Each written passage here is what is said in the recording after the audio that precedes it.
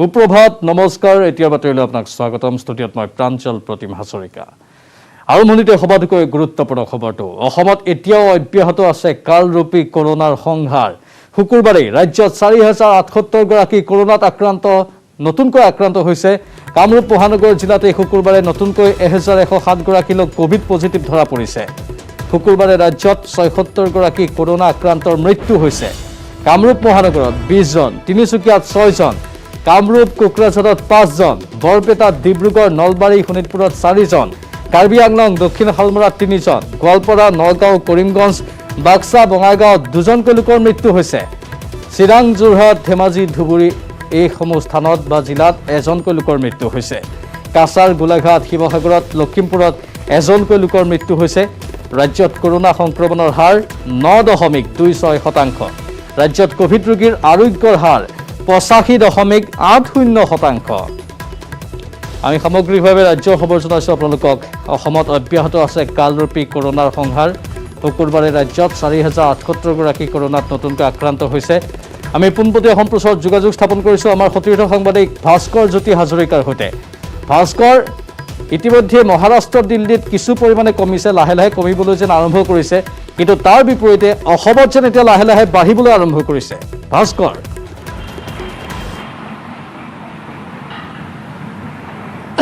প্ৰাঞ্জল অসমত যিটো হাৰত আচলতে কৰোনাৰ যি সংক্ৰমিত হাৰৰ সংখ্যা বৃদ্ধি হ'ব ধৰিছে বাকী আচলতে সকলোৱে আশা কৰিছে যে বাকী ৰাজ্যসমূহৰ দৰে বিশেষকৈ আচলতে দিল্লী মুম্বাইৰ দৰে যাতে পৰিস্থিতি নহয় সেয়া আচলতে সকলোৱে কামনা কৰাৰ প্ৰয়োজন আছে গতিকে এতিয়া আচলতে বুজি উঠাৰ প্ৰয়োজন আৰু এই যে চাই এই অসমত সৰ্বাধিক আচলতে গুৱাহাটী মেট্ৰ'ত অৰ্থাৎ সৰ্বাধিক সংক্ৰমিত হাৰৰ সংখ্যা বৃদ্ধি পাইছে গুৱাহাটীতে সৰ্বাধিক দৈনিক হাজাৰৰ ওপৰত লোক আক্ৰান্ত হৈছে আৰু য'ত মৃত্যুমুখতো পৰিছে বহু লোকে গতিকে তেনে ক্ষেত্ৰত মহানগৰবাসীয়ে আচলতে সাৱধানতা যথেষ্ট লোৱাটো প্ৰয়োজন আহি পৰিছে কাৰণ মহানগৰবাসীয়ে যদিহে সাৱধানতা নলয় তেন্তে কিন্তু অনাগত দিনত আন এক ভয়ংকৰ পৰিস্থিতিৰ সন্মুখীন হ'ব লগা হ'ব পাৰে তেনে ক্ষেত্ৰত যি ধৰণৰ নিৰ্দেশনা দিয়া হৈছে সেই নিৰ্দেশনা আমি আখৰে আখৰে পালন কৰাৰ প্ৰয়োজন আহি পৰিছে কাৰণ যদিও বা এই মুহূৰ্তত যি চৰকাৰে আপোনাৰ মোৰ সুৰক্ষাৰ স্বাৰ্থত লকডাউন দিয়া নাই বা ভৱিষ্যতে লকডাউন নিদিওঁ বুলি ঘোষণা কৰিছে তাৰ মাজতে যিহেতু যি ধৰণৰ কাৰ্ফিউ ব্যৱস্থা কৰিছে 2 বজাৰ লগে কাৰ্ফিউ 1 বজাৰ লগে ব্যৱসায়িক প্ৰতিষ্ঠান বন্ধ কৰিব লাগিব গতিকে সেইসমূহ নিৰ্দেশনা হয়তো আমি যদি পালন কৰোঁ আখৰে আখৰে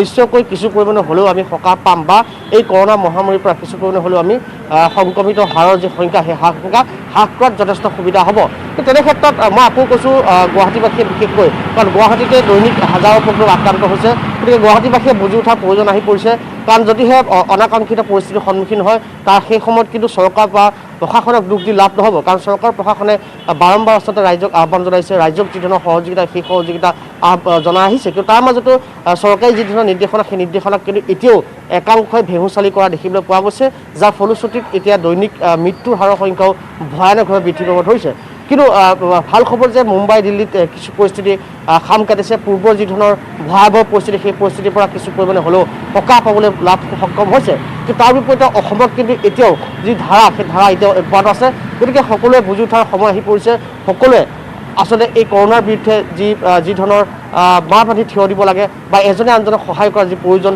সেই প্ৰয়োজন এই মুহূৰ্তত আহি পৰিছে প্ৰাঞ্জল আৰু অন্যথা কিন্তু চৰকাৰ প্ৰশাসনে যিমানে নকওক কিয় আপুনি মই যদি সেইসমূহ নিৰ্দেশনা পালন নকৰোঁ আপুনি মই নিজে যদি সজাগ নহওঁ তেন্তে নিশ্চয়কৈ এই যি ধাৰা সেই ধাৰা কেতিয়াও ৰোধ নহ'ব প্ৰাঞ্জল ভাস্কৰ কৰোনাৰ বিৰুদ্ধে এই যুঁজখনত যদি মানৱ জাতি জয়ী হ'ব লাগে তেনেহ'লে তাৰ বাবে এপাতে আছে অমুক অস্ত্ৰ সেই পাতেই হৈছে টীকাকৰণৰ এই প্ৰক্ৰিয়াটো এতিয়া ভাৰতবৰ্ষৰ বিভিন্ন প্ৰান্তত ভেকচিনৰ অভাৱ হৈছে অসমত ভেকচিনৰ পৰ্যায় কেনেকৈ বৰ্তমান চলি আছে কি ধৰণে ভেকচিন দিয়া হৈ আছে ক'ৰবাত অভাৱ হোৱা বুলিও অভিযোগ আহি আছে বিশেষকৈ গ্ৰামাঞ্চলসমূহত ভেকচিনৰ এই সামগ্ৰিক তথ্যখিনি আপোনাৰ লগত কেনেধৰণৰ আছে মানুহ বাৰু সচেতন হৈছে সকলোৱে ভেকচিন ল'বলৈ ঢপলিয়াই গৈছে কিন্তু ভেকচিনৰ পৰিমাণ বৰ্তমান পৰ্যাপ্তভাৱে মজুত আছেনে অসমত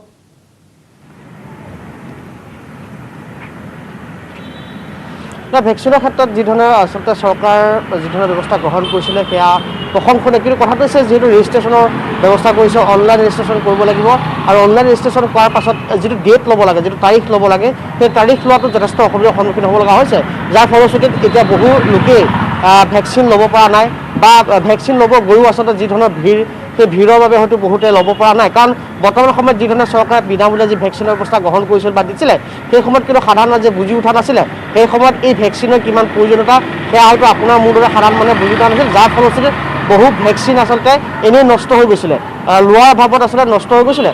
কিন্তু সময় বাগৰাৰ লগে লগে যেতিয়া পৰিস্থিতি অতি বেয়া হ'ল তেতিয়া দেখিবলৈ পোৱা গৈছিল যিসমূহ ভেকচিনৰ যিসমূহ চেণ্টাৰ আছে, যিসমূহ স্বাস্থ্যসেৱা কেন্দ্ৰ আছে বা য'ত য'ত ভেকচিন দিয়া হয় তাত মানুহৰ আচলতে অভাৱনীয় ভিৰ দেখিবলৈ পোৱা গৈছিল। আৰু যি সময়লৈ আচলতে সেই অভাৱনীয় ভিৰ দেখিবলৈ গৈছিল এই তাত অনলাইনৰ ব্যৱস্থা কৰি দিয়া হৈছিলে। সেই সময়ত অনলাইনৰ আচলতে ডেট ল'বলৈ অৰ্থাৎ তাৰিখ ল'বলৈ যথেষ্ট মানুহে হাবাথুৰি খাব লগা হৈছে। আৰু ফলশ্ৰুতিত আজিৰ তাৰিখত বহু লোক আছে এতিয়াও যিয়ে অনলাইন ৰেজিষ্ট্ৰেশ্যন কৰিছে, যদিও এতিয়া আচলতে ভেকচিনৰ যি লোৱাৰ ডেট, যিটো প্ৰথম পালিৰ যি ড'জ সেই ড'জ ল'বলৈ আচলতে সক্ষম হোৱা নাই। কাৰণ উপায়বিহীন, কাৰণ যিধৰণে মানুহে ওলাই আহিছে, যিধৰণে এই মুহূৰ্তত ভেকচিন ল'বলৈ ওলাই আহিছে সেয়া আটাইতকৈ ভাল খবৰ ঠিকেই। কিন্তু কথাটো হৈছে সেয়া যদি প্ৰথমৰ পৰা বুজি উঠিলে হয় হয়তো আজিৰ তাৰিখত ভেকচিন যি সম্পূৰ্ণ সেই সম্পূৰ্ণ পাই শেষ হ'ল হয়। কিন্তু যিয়ে প্ৰথম অৱস্থাত আচলতে মানুহে বুজি উঠা নাছিল, যাৰ ফলশ্ৰুতিত আজিও যথেষ্ট লোক এতিয়াও আছে ভেকচিন নোলোৱাকৈ ল'ব পৰা নাই, হয়তো অনলাইন তেওঁলোকে কৰা আছে কিন্তু ডেট ল'ব পৰা নাই। গতিকে তেনে ক্ষেত্ৰত মানুহে যথেষ্ট অসুবিধাৰ সন্মুখীন হ'ব লগা হৈছে। যি নহওক আপুনি এই মুহূৰ্তত যিহেতু প্ৰমাণ একাধিক্ৰমে পৰ্যায়ক্ৰমে আচলতে চৰকাৰৰ ফালৰ পৰা এই বিনামূলীয়া যি ভেকচিন সেই ভেকচিন সেৱা প্ৰদান কৰি থকা হৈছে। বিভিন্ন ধৰণৰ কেন্দ্ৰ স্থাপন কৰি দিয়া হৈছে, বিভিন্ন বেচৰকাৰী সংস্থাক দিয়া হৈছে। যোৱাকালি আমি দেখিছিলোঁ মাৰৈ সন্থা আছে যিটো ভৰলুমুখত আছিলে, তেওঁলোকে মাৰৈ যুৱ মঞ্চ বুলি তেওঁলোক লগে লগে ৱেষ্ট গুৱাহাটী ক্লাব নামৰ যিটো সংগঠন যিটো ক্লাব আছিলে সেই ক্লাবে আচলতে তেওঁলোকে চৰকাৰৰ ফালৰ পৰা বিনামূলীয়া ভেকচিন লৈ যিসমূহ সাধাৰণ ৰাইজ আছে সেই সাধাৰণ ৰাইজক ভেকচিনৰ বিনামূলীয়া ভেকচিন দিয়া আমি দেখিবলৈ পাইছিলোঁ। গতিকে এনেকুৱা ধৰণৰ বহু ব্যক্তিগত সংস্থা আছে, তেওঁলোককো দায়িত্ব দিয়া হৈছে। হ'লেও তেওঁলোকেও এতিয়া এনেদৰে নিজা কোনো স্থানত যিসমূহ ওচৰৰ অঞ্চলৰ যিসকল লোক যিসকলে অনলাইন ৰেজিষ্ট্ৰেশ্যন কৰিছে সেইসকল লোকক ভেকচিন দিয়াৰ ব্যৱস্থা গ্ৰহণ কৰিছে। তথাপিও প্ৰাঞ্জল এক মুহূৰ্তত যদি কওঁ এতিয়াও কিন্তু ভেকচিনৰ যি সম্পূৰ্ণ সেই সম্পূৰ্ণ হোৱা নাই বা ভেকচিনৰ বাবে এতিয়াও বহু লোকে কিন্তু যথেষ্ট অসুবিধাৰ সন্মুখীন হ'ব লগা হৈ আছে। ভাস্কৰ, পূৰ্বৰ স্বাস্থ্যমন্ত্ৰীগৰাকী এতিয়া ৰাজ্যৰ মুখ্যমন্ত্ৰী, আৰু সেইগৰাকী মুখ্যমন্ত্ৰীয়ে স্বাস্থ্যমন্ত্ৰী থকাৰ সময়তো এটা প্ৰ'এক্টিভ ৰূপ দেখুৱাইছিল আৰু সেইটো তেওঁ বাস্তৱ ক্ষেত্ৰত কৰিবলৈ সক্ষম হৈছিল। এতিয়া নতুন স্বাস্থ্যমন্ত্ৰী কেশৱ মহন্ত, তেওঁ বিভিন্ন জিলাত গৈ জিলা চিকিৎসালয়সমূহ পৰিদৰ্শন কৰিছে, সামগ্ৰিক ব্যৱস্থাৰ তদাৰক কৰি আছে। সমানেই তেওঁ তৎপৰ হৈ পৰিছে আমি দেখিবলৈ পাইছোঁ। তেওঁ সফলো হৈ আছেনে এইকেইদিনত কামবোৰ কৰাত, সমাপন কৰাত?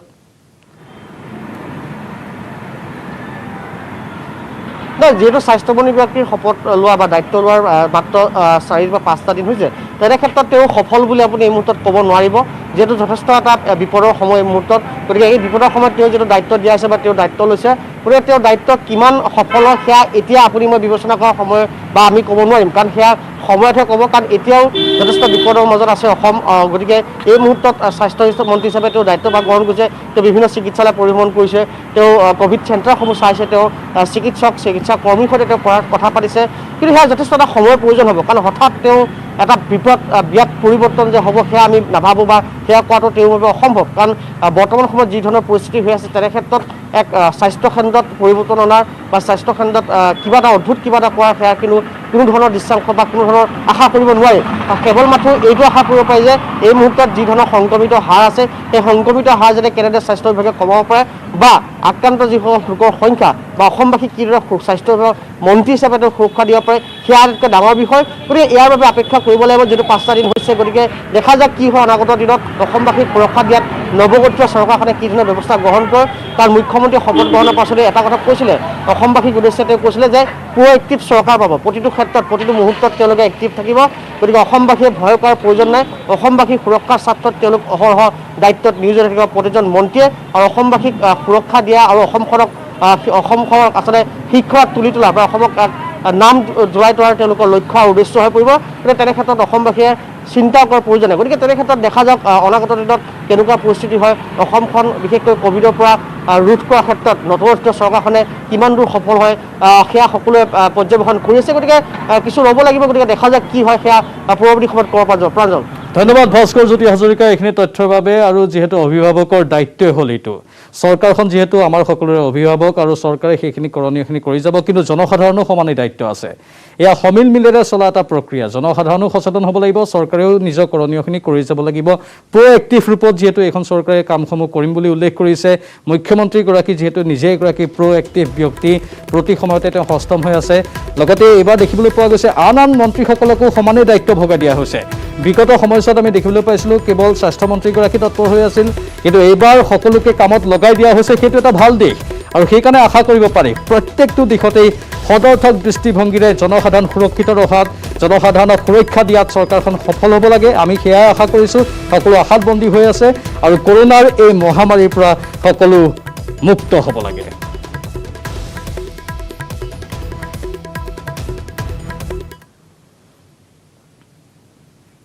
আনফালে ক্ৰমাৎ নিম্নগামী হৈছে দিল্লীৰ কোভিড আক্ৰান্তৰ লগতে মৃত্যুৰ হাৰো প্ৰায় এটা মাহৰ অন্তত দিল্লীত মৃত্যুৰ সংখ্যা ৩০০ৰ তললৈ নামিছে ১৪ মেৰ দিনা দিল্লীত কৰোনাত মৃত্যুৰ সংখ্যা ২৮৯ জন ১৪ মেত মুঠ আক্ৰান্তৰ সংখ্যা হৈছে ৮৫০৬ গৰাকী যিটো বিগত এটা মাহৰ ভিতৰতে সৰ্বনিম্ন ইয়াৰ বিপৰীতে ১৪ মেত আৰোগ্য হোৱা লোকৰ সংখ্যা ১৪,১৪০ গৰাকী শুকুৰবাৰৰ দিনটোত দিল্লীত আক্ৰান্তৰ হাৰ ১২.৪০%। এতিয়া লাহে লাহে কিছু ভাল খবৰ আহিছে দেশৰ কেইবাখনো ৰাজ্যৰ পৰা যিসমূহ ৰাজ্যত মৃত্যুৰ বিভীষিকা দেখা গৈছিল কৰোনা আক্ৰান্তৰ সৰ্বোচ্চ হাৰ দেখা গৈছিল সেইসমূহ ৰাজ্যত এতিয়া লাহে লাহে কৰোনা আক্ৰান্তৰ সংখ্যা কমিবলৈ ধৰিছে দিল্লীৰ কোভিড আক্ৰান্তৰ লগতে মৃত্যুৰ সংখ্যা এতিয়া কমিছে প্ৰায় এটা মাহৰ অন্তত দিল্লীত মৃত্যুৰ সংখ্যা ৩০০ৰ তললৈ নামিছে ১৪ মেৰ দিনা দিল্লীত কৰোনাত মৃত্যুৰ সংখ্যা ২৮৯ জন ১৪ মেত মুঠ আক্ৰান্তৰ সংখ্যা হৈছে ৮৫০৬ গৰাকী যিটো বিগত এটা মাহৰ ভিতৰত সৰ্বনিম্ন ইয়াৰ বিপৰীতে ১৪ মেত আৰোগ্য হোৱা লোকৰ সংখ্যা ১৪,১৪০ গৰাকী শুকুৰবাৰৰ দিনটোত দিল্লীত আক্ৰান্তৰ হাৰ ১২.৪০%।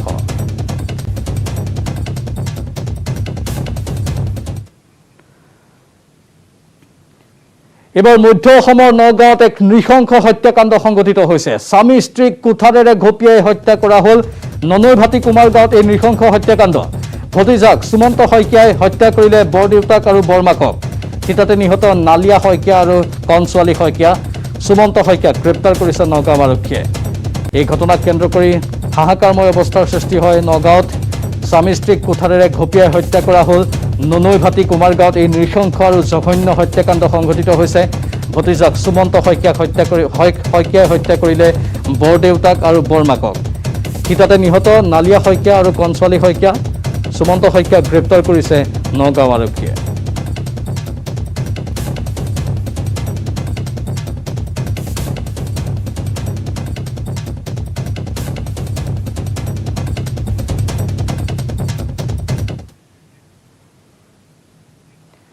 এবাৰ খবৰ অসম আৰক্ষীত ব্যাপক ৰদবদলৰ ৩৭ জন আৰক্ষী অধীক্ষকক ৰদবদল কৰা হৈছে নতুন চৰকাৰৰ প্ৰথমটো বৃহৎ প্ৰশাসনিক সালসলনি দক্ষিণ শালমৰাৰ এছপি কংকনজ্যোতি শইকীয়াক বদলি কৰা হৈছে নলবাৰীৰ এছপি অমনজিৎ কৌৰক বদলি কৰি গুৱাহাটীৰ AIGP হিচাপে নিযুক্তি দিয়া হৈছে তিনিচুকীয়াৰ এছপি NV চন্দ্ৰকান্তক কাছাৰলৈ বদলি কৰা হৈছে শিলাদিত্য চেতিয়াক বদলি কৰা হৈছে শোণিতপুৰৰ এছপি হিচাপে কোকৰাঝাৰৰ এছপি ৰাকেশ ৰোশনক শিৱসাগৰৰ এছপি হিচাপে বদলি কৰা হৈছে ধুবুৰীৰ এছপি আনন্দ মিশ্ৰক নগাঁৱৰ এছপি হিচাপে বদলি কৰা হৈছে ১০ম আৰক্ষী বেটেলিয়নৰ কমাণ্ডেণ্ট অংকুৰ জৈনক যোৰহাটৰ এছপি হিচাপে বদলি কৰা হৈছে AIGP গৌৰৱ উপাধ্যায়ক চিৰাঙৰ এছপি হিচাপে বদলি কৰা হৈছে ডিব্ৰুগড়ৰ এছপি TP বিজয় কুমাৰক কোকৰাঝাৰলৈ বদলি কৰা হৈছে হামৰেনৰ এছপি ৰমনদীপ কৌৰক হাইলাকান্দিৰ এছপি হিচাপে বদলি কৰা হৈছে বৰপেটাৰ এছপি ৰবীন কুমাৰক গোলাঘাটৰ এছপি হিচাপে বদলি কৰা হৈছে কাছাৰৰ এছপি BL মিনাক দুৰ্নীতি নিবাৰকৰ এছপি হিচাপে বদলি কৰা হৈছে ইফালে গোলাঘাটৰ এছপি পুষ্পৰাজ সিঙক কাৰ্বি আংলঙৰ এছপি হিচাপে বদলি কৰা হৈছে নগাঁৱৰ এছপি গৌৰৱ অভিজিৎ দিলীপক ধুবুৰীৰ এছপি হিচাপে বদলি কৰা হৈছে বদলি কৰা হ'ল মাজুলীৰ এছপি অপৰ্ণা এনক মৰিগাঁৱৰ এছপি ৰূপে বদলি কৰা হৈছে গুৱাহাটীৰ DCP বৰুণ পুৰকায়স্থক হোজাইৰ এছপি হিচাপে বদলি কৰা হৈছে চৰাইদেউৰ এছপি চেতংগ মিশ্ৰক ডিব্ৰুগড়ৰ এছপি হিচাপে বদলি কৰা হৈছে চৰাইখোলাৰ আৰক্ষী বেটেলিয়নৰ কমাণ্ডেণ্ট শুভ্ৰজ্যোতি বৰাক গুৱাহাটীৰ DCP হিচাপে বদলি কৰা হৈছে হাজোৱা বিলৰ আৰক্ষী বেটেলিয়নৰ কমাণ্ডেণ্ট মোহনলাল মীনাক গুৱাহাটীৰ DCP হিচাপে বদলি কৰা হৈছে শোণিতপুৰৰ এছপি মুগ্ধজ্যোতি মহন্তক আৰক্ষীৰ মুখ্য কাৰ্যালয়লৈ বদলি কৰা হৈছে গুৱাহাটীৰ DCP বেদান্ত মাধৱ ৰাজখোৱাক লখিমপুৰৰ এছপি হিচাপে বদলি কৰা হৈছে কাৰ্বি আংলঙৰ এছপি দেৱজিৎ দেউৰীক তিনিচুকীয়াৰ এছপি হিচাপে বদলি কৰা হৈছে গুৱাহাটীৰ DCP গৌতম বৰাক মাজুলীৰ এছপি হিচাপে বদলি কৰা হৈছে হোজাইৰ এছপি মানৱেন্দ্ৰ দেৱ ৰয়ক ১০ম APBNৰ কমাণ্ডেণ্ট হিচাপে বদলি কৰা হৈছে বিশ্বনাথৰ এছপি ৰাজেন সিঙক বাক্সাৰ এছপি হিচাপে বদলি কৰা হৈছে চিৰাঙৰ SP সুধাকৰ সিঙক চৰাইদেউৰ SP হিচাপে বদলি কৰা হৈছে। লখিমপুৰৰ SP লংনিত তেৰাঙক গুৱাহাটীৰ AIGP হিচাপে বদলি কৰা হৈছে।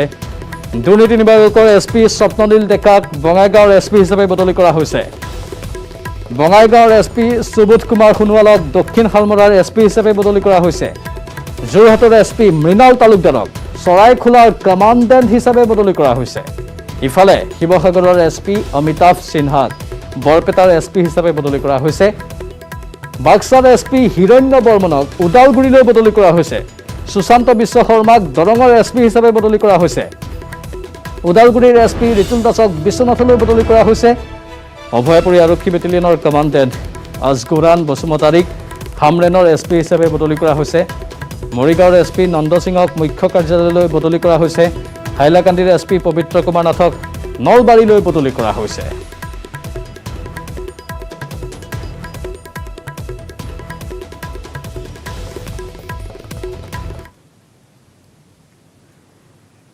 এইখিনি মুহূৰ্তৰ আৰু এক ব্ৰেকিং নিউজ। গুৱাহাটীত আৰু কঠোৰ হ'ব কোভিড বিধি। কৰোনা সংক্ৰমণ ৰোধ নহ'লে কঠোৰ হ'ব কোভিড বিধি। তিনিচুকীয়া আৰু ডিব্ৰুগড়তো কঠোৰ হ'ব কোভিড বিধি। এই ঘোষণা ৰাজ্যৰ মুখ্যমন্ত্ৰী ডক্টৰ হিমন্ত বিশ্ব শৰ্মাৰ। অসমত লকডাউনৰ সম্ভাৱনা অৱশ্যে নস্যাৎ কৰিছে মুখ্যমন্ত্ৰীয়ে। 50 ঊৰ্ধৰ কৰোনা আক্ৰান্ত লোক হস্পিটেললৈ অহাটো বাধ্যতামূলক কৰা হৈছে। 17 মে'ৰ পৰা প্ৰযোজ্য হ'ব এই নিয়ম। বিগত বৰ্ষৰ পৰা এতিয়ালৈ ৰাজ্যত কৰোনাত মৃত্যু 1984 জন লোকৰ। কণ্টেইনমেণ্ট জোনত থকা BPL লোকক খাদ্য সামগ্ৰী যোগান ধৰিব চৰকাৰে। গুৱাহাটীত আৰু কঠোৰ হ'ব কোভিড বিধি, এই কথা স্পষ্ট কৰিছে ৰাজ্যৰ মুখ্যমন্ত্ৰী ডক্টৰ হিমন্ত বিশ্ব শৰ্মাই। কৰোনা সংক্ৰমণ ৰোধ নহ'লে কঠোৰ হ'ব কোভিড বিধি। তিনিচুকীয়া আৰু ডিব্ৰুগড়তো কঠোৰ হ'ব কোভিড বিধি। অসমত লকডাউনৰ সম্ভাৱনা অৱশ্যে নস্যাৎ কৰিছে মুখ্যমন্ত্ৰীগৰাকীয়ে। 50 ঊৰ্ধৰ কৰোনা আক্ৰান্ত লোক হস্পিটেললৈ অহাটো বাধ্যতামূলক কৰা হৈছে। 17 মে'ৰ পৰা প্ৰযোজ্য হ'ব এই নিয়ম। বিগত বৰ্ষৰ পৰা এতিয়ালৈ ৰাজ্যত কৰোনাত মৃত্যু হৈছে 1984 জন লোকৰ। কণ্টেইনমেণ্ট জোনত থকা BPL লোকক খাদ্য সামগ্ৰী যোগান ধৰিব চৰকাৰে।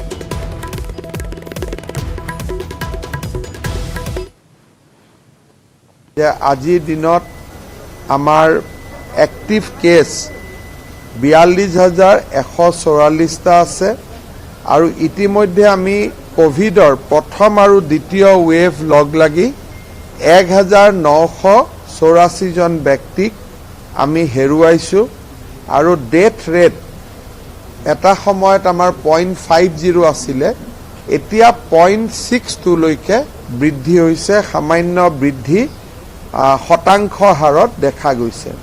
আমি 17 মে'ৰ পৰা প্ৰতিদিনে 20,000 নতুনকৈ টেষ্ট কৰাৰ সিদ্ধান্ত লৈছোঁ। এতিয়া গুৱাহাটীত 7-8 হাজাৰ টেষ্ট হয়। 17 তাৰিখৰ পৰা আমি 20,000 কৰি টেষ্ট কৰিব খুজিছোঁ। কোভিড কেয়াৰ চেণ্টাৰৰ নামত আমি 3,000টা অতিৰিক্ত বেড বনাইছোঁ আৰু ইয়াৰ পিছত আমি চাব যাম GMCHৰ কাৰ পাৰ্কিঙতো 200টা ICU নিৰ্মাণৰ কাম দ্ৰুতগতিত চলি আছে। কালাপাহাৰত 24টা চলি আছে। আমাৰ হাতত ৰেমডিচিভিৰ আদি পৰ্যাপ্ত পৰিমাণে আছে। অক্সিজেন আমাৰ লগত থকাৰ উপৰিও বৰ্তমান আমাক ভাৰত চৰকাৰে প্ৰতিদিনে 25 মেট্ৰিক টন অক্সিজেন আমাক এলট কৰিছে আৰু এই অক্সিজেন আমি দুৰ্গাপুৰ আৰু বাৰ্ণপুৰ পশ্চিমবংগৰ এই দুইটা স্থানৰ পৰা আমি আনি আছোঁ। ভেকচিনেশ্যনৰ ক্ষেত্ৰত আমি বৰ্তমানলৈকে 27,56,790 জন ব্যক্তিক ভেকচিন আমি দিব পাৰিছোঁ আৰু আমাৰ এই ভেকচিন কাৰ্যসূচী নিৰন্তৰ গতিত চলি আছে।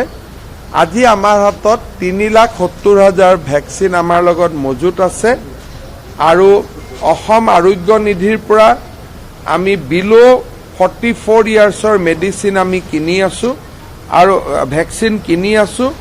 44ৰ এজ গ্ৰুপৰ ওপৰৰ ভেকচিন আমি ভাৰত চৰকাৰৰ পৰা বিনামূলীয়াকৈ পাই আছোঁ। 17 মে'ৰ পৰা গুৱাহাটীত 50 বছৰৰ ওপৰত যোন কোভিড ৰোগী ধৰাত পৰিব তেওঁলোকৰ কাৰণে আমি মেণ্ডেটৰী কোৱাৰেণ্টাইন কৰাৰ সিদ্ধান্ত লৈছোঁ।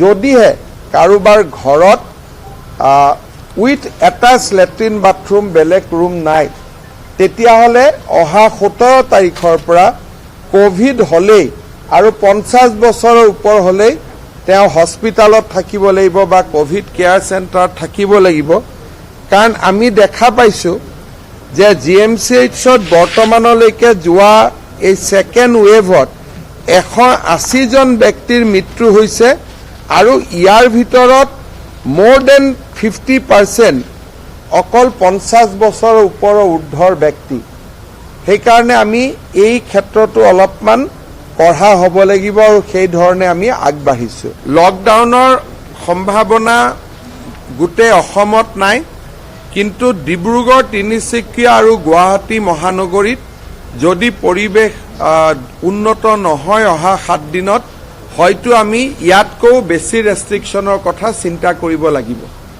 2000 টকা আমি তেওঁলোকক যদি কোনোবা এৰিয়া যদি আমি কোৱাৰেণ্টাইন কৰোঁ সেই কোৱাৰেণ্টাইন এৰিয়াৰ ভিতৰত যদি কোনোবা দুখীয়া মানুহ থাকে তেওঁলোকক আমি যোৱাবাৰৰ দৰে এটা 2000 টকাৰ এককালীন আমি খোৱা বোৱাৰ সুবিধা কৰি দিম অৰ্থাৎ কিছু চাউল কিছু দালি এনেকে দিম অহা সোমবাৰৰ পৰা এই ইয়াক আমি আৰম্ভ কৰিম ৰবিবাৰে মোৰ DCSPৰ লগত ভিডিঅ' কনফাৰেন্স আছে তাৰ পিছত সোমবাৰৰ পৰা এই ব্যৱস্থাটো আৰম্ভ হ'ব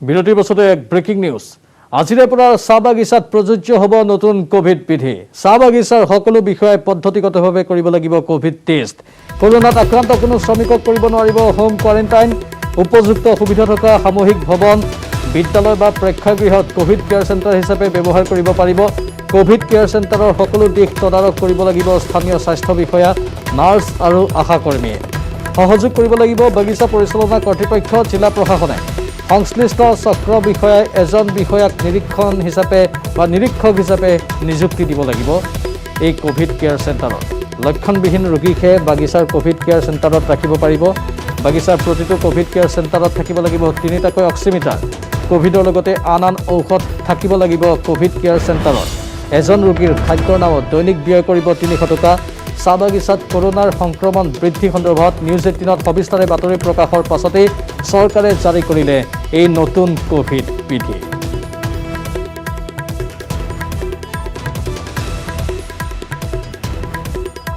আজিৰে পৰা চাহ বাগিচাত এই নীতি নিয়ম প্ৰযোজ্য হ'ব চাহ বাগিচাৰ সকলো বিষয়ে পদ্ধতিগতভাৱে কৰিব লাগিব কোভিড টেষ্ট কৰোনাত আক্ৰান্ত কোনো শ্ৰমিকক কৰিব নোৱাৰিব হোম কোৱাৰেণ্টাইন উপযুক্ত সুবিধা থকা সামূহিক ভৱন বিদ্যালয় বা প্ৰেক্ষাগৃহত কোভিড কেয়াৰ চেণ্টাৰ হিচাপে ব্যৱহাৰ কৰিব পাৰিব কোভিড কেয়াৰ চেণ্টাৰৰ সকলো দিশ তদাৰক কৰিব লাগিব স্থানীয় স্বাস্থ্য বিষয়া নাৰ্ছ আৰু আশা কৰ্মীয়ে সহযোগ কৰিব লাগিব বাগিচা পৰিচালনা কৰ্তৃপক্ষ জিলা প্ৰশাসনে সংশ্লিষ্ট চক্ৰ বিষয়াই এজন বিষয়াক নিৰীক্ষক হিচাপে নিযুক্তি দিব কোভিড কেয়াৰ চেণ্টাৰত যেহেতু ইতিমধ্যে আমি চাহ বাগিচাত কোভিড সংক্ৰমণৰ খবৰ ধাৰাবাহিক ৰূপত জনাই আছোঁ আৰু এই খবৰৰ পাছতেই প্ৰভাৱ পৰিছে ইয়াৰ লগে লগে চৰকাৰে বিহিত পদক্ষেপসমূহ গ্ৰহণ কৰাৰ বাবে তৎপৰ হৈ পৰা পৰিলক্ষিত হৈছে আৰু চাহ বাগিচাৰ শ্ৰমিকসকলৰ বাবে এইসমূহ নীতি নিয়ম বান্ধি দিয়াটো অতি জৰুৰী হৈ পৰিছিল কাৰণ বাগিচাই বিশেষকৈ উজনি অসমত একাংশ লোকৰ মাজত কোভিড বিয়পা দেখা গৈছিল এতিয়া বাগিচাৰ প্ৰতিটো কোভিড কেয়াৰ চেণ্টাৰত 3টাকৈ অক্সিমিটাৰ থাকিব লাগিব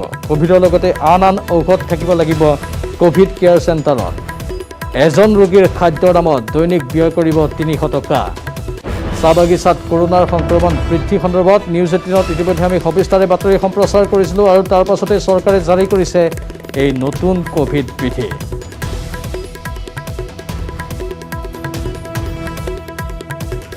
নিয়ম নীতিসমূহ ভালদৰে তাত পালন কৰা হৈছেনে নাই সামূহিক যিসমূহ চেণ্টাৰ আছে বিদ্যালয় বা প্ৰেক্ষাগৃহত যিসমূহ চেণ্টাৰ স্থাপন কৰা হৈছে তাত সকলো ব্যৱস্থা কৰা হৈছেনে নাই চক্ৰ বিষয়ে কেনেধৰণে এই সামগ্ৰিক বিষয়টোৰ ওপৰত দৃষ্টি ৰাখিছে প্ৰতিটো খবৰ আমি জনাবলৈ চেষ্টা কৰিম আমাৰ সতীৰ্থ সাংবাদিকসকলৰ জৰিয়তে বৰ্তমান অৱস্থা কেনেকুৱা তাত শেহতীয়া আপডেট কি আছে এই বিধি বা নীতি নিয়মসমূহ বান্ধি দিয়াৰ পাছত প্ৰশাসনে কেনেধৰণৰ ভূমিকা গ্ৰহণ কৰিছে চাহ বাগিচাৰ শ্ৰমিকসকল কিমান আশ্বস্ত তেওঁলোকে নিৰাপদ অনুভৱ কৰিছেনে নাই এই সকলো দিশ সামৰি আমি পোনপটীয়া সম্প্ৰচাৰৰো ব্যৱস্থা গ্ৰহণ কৰিম মুঠতে চাহ বাগিচাৰ সকলো বিষয়ে পদ্ধতিগতভাৱে কৰিব লাগিব কোভিড টেষ্ট সেইটো বাধ্যতামূলক কৰা হৈছে কৰোনাত আক্ৰান্ত কোনো শ্ৰমিকক কৰিব নোৱাৰিব হোম কোৱাৰেণ্টাইন উপযুক্ত সুবিধা থকা সামূহিক ভৱন বিদ্যালয় বা প্ৰেক্ষাগৃহত কোভিড কেয়াৰ চেণ্টাৰ হিচাপে ব্যৱহাৰ কৰিব পাৰিব এই কোভিড কেয়াৰ চেণ্টাৰৰ সকলো দিশ তদাৰক কৰিব লাগিব স্থানীয় স্বাস্থ্য বিষয়া নাৰ্ছ আৰু আশা কৰ্মীসকলে, য'ত সহযোগ কৰিব লাগিব বাগিচা পৰিচালনা কৰ্তৃপক্ষ আৰু জিলা প্ৰশাসনে। সংশ্লিষ্ট চক্ৰ বিষয়াই এজন বিষয়াক তাত নিৰীক্ষক হিচাপে দায়িত্ব দিব।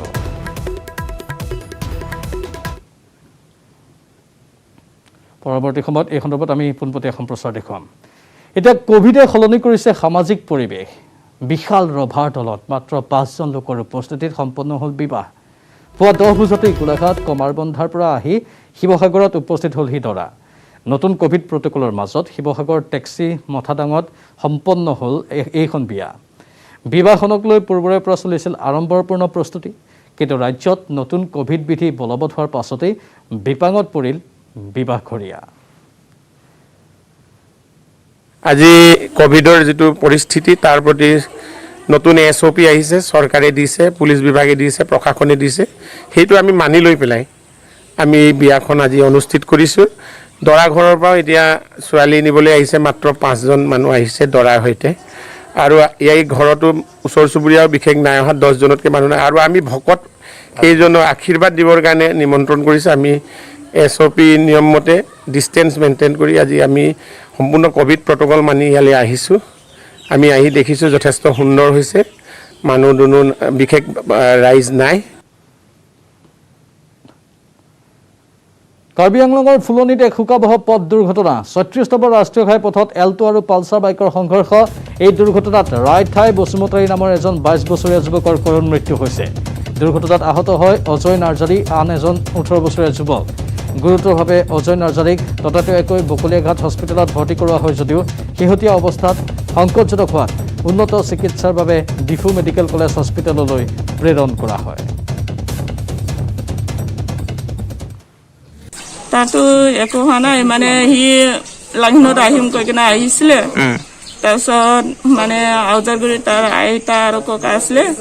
তাৰপিছত ইয়াতে 1 মাহমান হৈছে আৰু। তাৰপিছত এতিয়া লকডাউন হৈছে কাৰণে মানে নাযাওঁ কৈ কিনে দিন সমস্যাও বেয়া, নাযাওঁ কৈ কিনে থাকিছে। তাৰপিছত 2 দিনমান মানে কাম কৰিবলৈও গৈছিলে তেলৰ।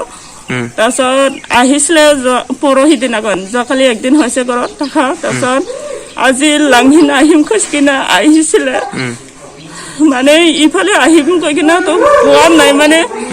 মানে সুধিছিলো ক'ত যায় কৈ কিনে, দিন সমস্যা বেয়া, 12টা বজাৰ পৰা এইফালে ঘূৰিব নাপায় কৈ কিনে কৈছে। তহঁতে কিয় নুশুনে কৈ কিনে কৈছো মই, হ'লেও তথাপিও মানা নাই, ওলাই আহিছে।